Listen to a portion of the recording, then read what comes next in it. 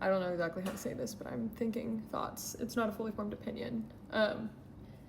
But I was just thinking about like the purpose of marriage and why it is that we almost like need the right counterpart person, the right covenant to bring out the fullness of our giftings, like the things that God gave us and the purposes that God gave us to walk in this earth. And then I was thinking, like, I mean, Jesus didn't need anyone like that. You know, he had it all locked in all by himself. And then I was like, of course he did. He's God. And guess what? We aren't. We're not God. And we can't see ourselves clearly. And that's not to discount the single life, right? You know, there's apostles like Paul who developed theologies around singleness and a purpose in singleness, and we're purposeful no matter what our state. You know, like, of course, you know, there's widows, there's people that never get married, all sorts of different states of being.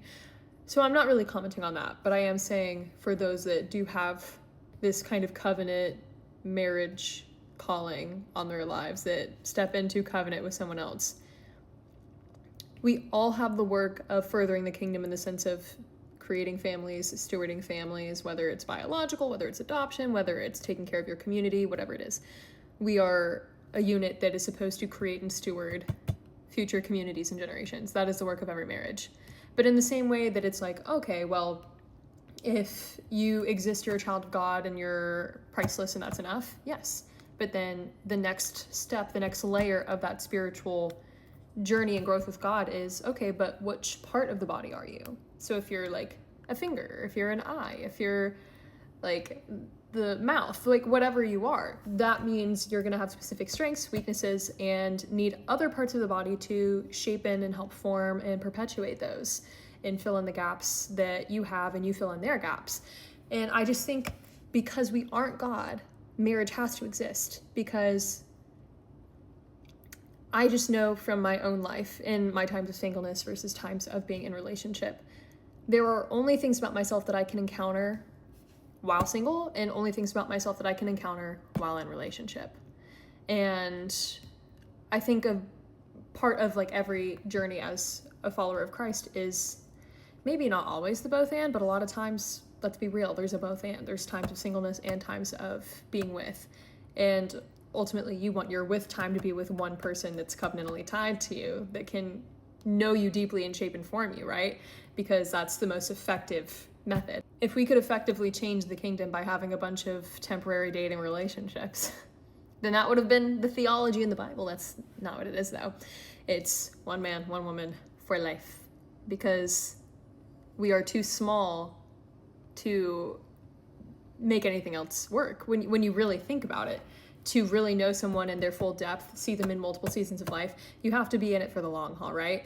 And when we make marriage about, oh, like you make me happy, I make you happy, this is like a good situation, this makes sense, and then a few years down the road one of you changes, or someone's body doesn't look the same way anymore, or life circumstances happen, you move to a different place, you have different friends, your community changes, and those things start to break you down, it's because you never walked into covenant with the right weight in the first place.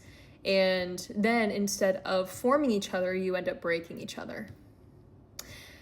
But again, in the same breath, when we hold the weight of a covenant properly, it just shows us how human we really are, that even in the strengths that God gave us uniquely and the weaknesses that we have, like just naturally, we are not Jesus.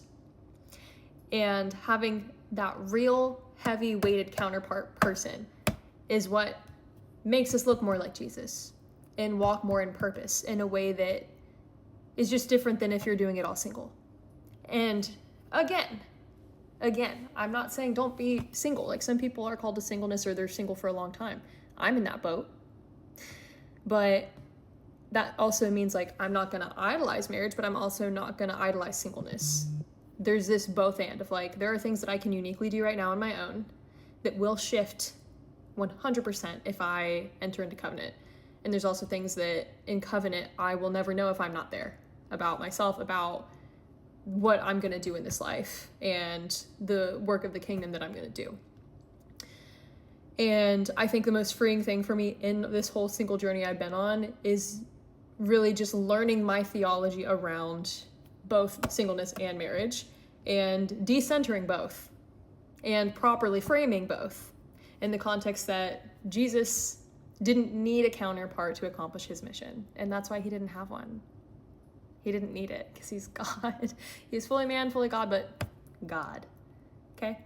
And if he graces someone's life like a Paul for singleness, because guess what? Paul was traveling constantly from here to here to here to here to here, doing the work of the Lord, getting literally persecuted in every city, potentially dying on every journey that he went on. Yeah, I don't think the Lord wanted him to have to abandon a family for that. So he was graced for singleness. Are we all called like Paul? I'm gonna say not. Should more of us be like Paul? Maybe.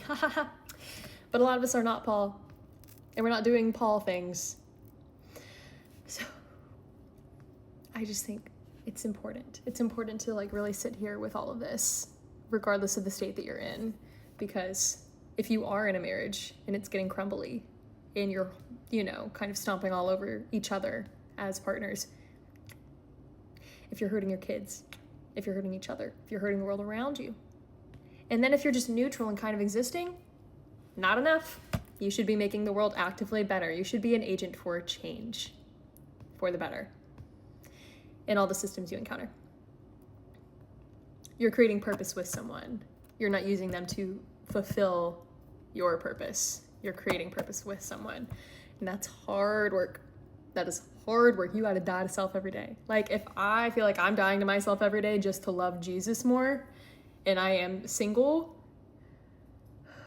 like, I can't imagine how hard it's going to be in a covenant relationship, because that's a real tangible person I have to like wake up to and sleep next to and create life with potentially and steward a home with and make decisions with. Like, I don't get the luxury of just like, I get to do whatever feels right for my path. So we can't glorify either state. Christ has to be in the center of all of it. And regardless of single or married, you should be walking in purpose and figuring out how to bring heaven to earth. Heavy on thy kingdom come, thy will be done on earth as it is in heaven. Okay, bye.